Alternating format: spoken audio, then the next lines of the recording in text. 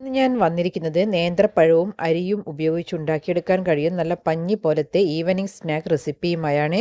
ഇതിനായി ഞാനിവിടെ ഒരു ബൗളിനകത്തേക്ക് 1 കപ്പ് അളവിൽ പച്ചരിയാണ് എടുത്തിരിക്കുന്നത്. പച്ചരി നന്നായി കഴുകിയെടുത്തതിന് ശേഷം പിന്നീട് ഇതിനകത്തേക്ക് ആവശ്യത്തിന് വെള്ളം ഒഴിച്ച് നമുക്ക് കുതിരാനായി മാറ്റിവെക്കാം. ഇപ്പോൾ ഞാനിതിവിടെ അടച്ചു വെക്കുന്നുണ്ട്. ഏകദേശം 4 മണിക്കൂർ സമയത്തിന് ശേഷമാണ് ഞാൻ ഇവിടെ അരി അരച്ചെടുക്കുന്നത്. അതിന് മുൻപായി ഞാനിതൊരു സ്ട്രെയിനറിലേക്ക് ചേർത്ത് ഇതിലെ വെള്ളമെല്ലാം കളഞ്ഞെടുത്തിട്ടുണ്ട്. പിന്നീട് ഒരു മിക്സിയുടെ ജാർ എടുത്ത ശേഷം അതിനകത്തേക്ക് സ്ട്രെയിനറിൽ നിന്നും അരി നമുക്ക് ചേർത്ത് കൊടുക്കാം. പിന്നീട് ഇതിനകത്തേക്ക് 2 ടേബിൾ സ്പൂൺ അളവിൽ തേങ്ങയാണ് ചേർത്ത് കൊടുക്കുന്നത്. അതിനുശേഷം 2 ടേബിൾ സ്പൂൺ ചോറാണ് ചേർത്ത് കൊടുക്കുന്നത്. ഏത് അരിയുടെ ചോറ് വേണമെങ്കിലും നിങ്ങൾക്ക് ഉപയോഗിക്കാം. ഞാനിവിടെ മട്ടയരിയുടെ ചോറാണ് ചേർത്ത് കൊടുത്തിരിക്കുന്നത്. പിന്നീട് ഇതിലേക്ക് 1/2 ടീസ്പൂൺ നല്ല ജീരകം ചേർത്ത് കൊടുക്കുന്നുണ്ട്. അതിനുശേഷം 1/4 ടീസ്പൂൺ ഉപ്പും ചേർത്ത് കൊടുക്കുന്നുണ്ട്. പിന്നീട് നമുക്ക് ഇതിലേക്ക് 3 ഏലക്കായ ചേർത്ത് കൊടുക്കാം.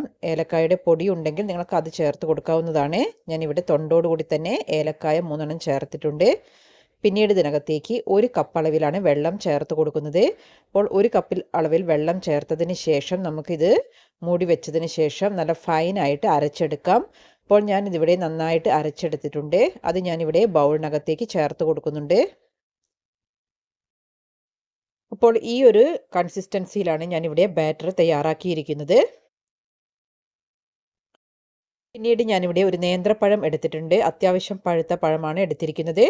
അത് ഞാനിവിടെ 4ആയി കട്ട് ചെയ്തതിന് ശേഷം ഈ രീതിയിൽ ചെറിയ കഷ്ണങ്ങളാക്കി കട്ട് ചെയ്ത് മാറ്റുന്നുണ്ട്. ഈ കട്ട് ചെയ്ത പഴം ഏകദേശം 1 കപ്പ് അളവിൽ ഉണ്ട്. ഇനി നമുക്ക് ഒരു പാൻ എടുത്ത ശേഷം അതിനകത്തേക്ക് ശർക്കര ചേർത്ത് കൊടുക്കാം. ഇവിടെ ഞാൻ 2 അച്ച് ശർക്കരയാണ് എടുത്തിരിക്കുന്നത്. പിന്നീട് ഇതിലേക്ക് 1/2 കപ്പ് അളവിൽ വെള്ളം ചേർത്ത് കൊടുക്കുന്നുണ്ട്. ഇത് ഞാൻ അടുപ്പിലേക്ക് മാറ്റുന്നുണ്ട്.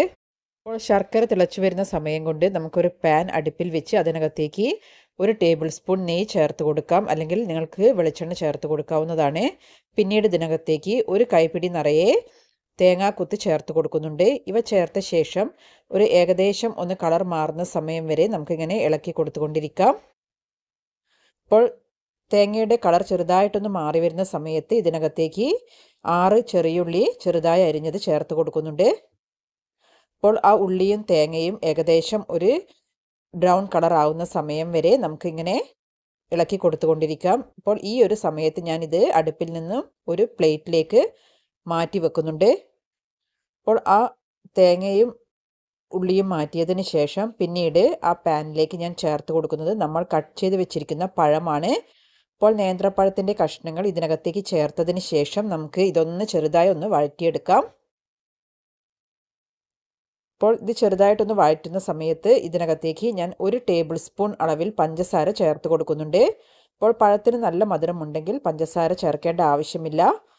അപ്പോൾ ഇത് ചേർത്ത ശേഷം ഒന്നുകൂടെ ഒന്ന് നന്നായിട്ടൊന്ന് ഇളക്കി ആ പഴം ഒന്ന് ചെറുതായിട്ടൊന്ന് കുക്കായി വന്നതിന് ശേഷം നമുക്കിത് അടുപ്പിൽ നിന്നും ഒരു പ്ലേറ്റിലേക്ക് മാറ്റാവുന്നതാണ്.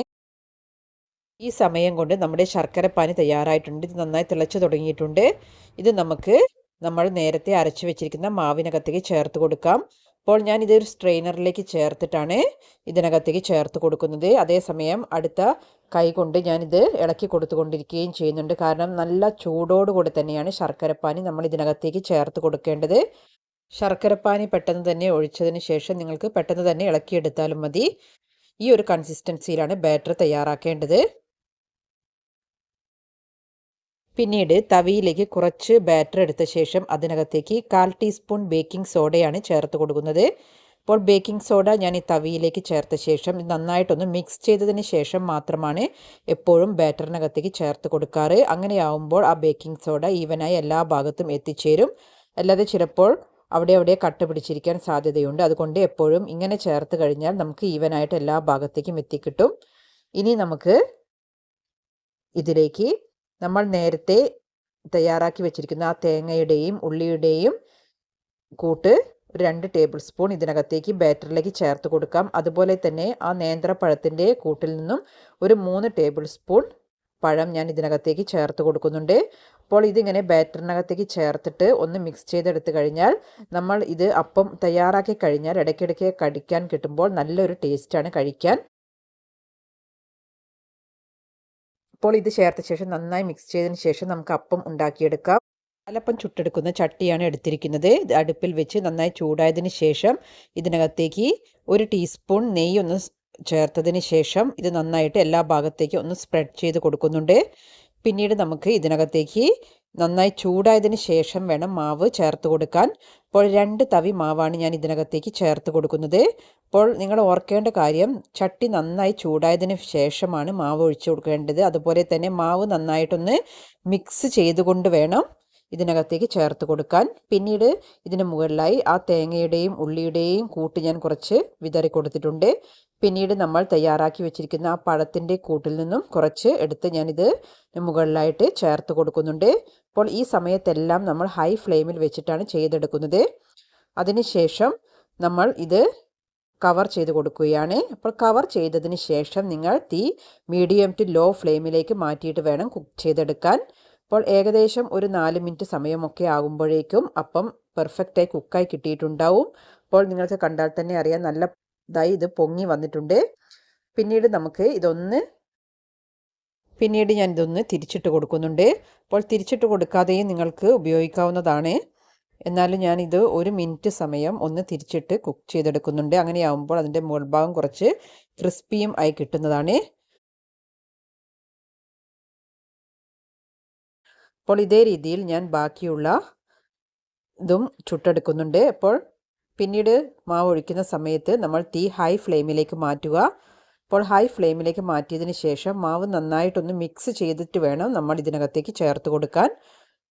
അപ്പോൾ 2 തവി മാവ് ഒഴിച്ചതിന് ശേഷം ഇതിന് മുകളിലായിട്ട് ആ നേന്ത്രപ്പഴത്തിൻ്റെ കൂട്ടും അതുപോലെ തന്നെ ആ തേങ്ങാക്കൊത്തും ഉള്ളിയും ചേർത്ത കൂട്ടും കൂടെ ഇതിന് മുകളിലായിട്ട് വെച്ച് കൊടുക്കുന്നുണ്ട്. ഈ സമയത്തെല്ലാം ഹൈ ഫ്ലെയിമിൽ തന്നെ വെച്ച് കൊടുക്കാൻ മറന്നു പോകരുത്.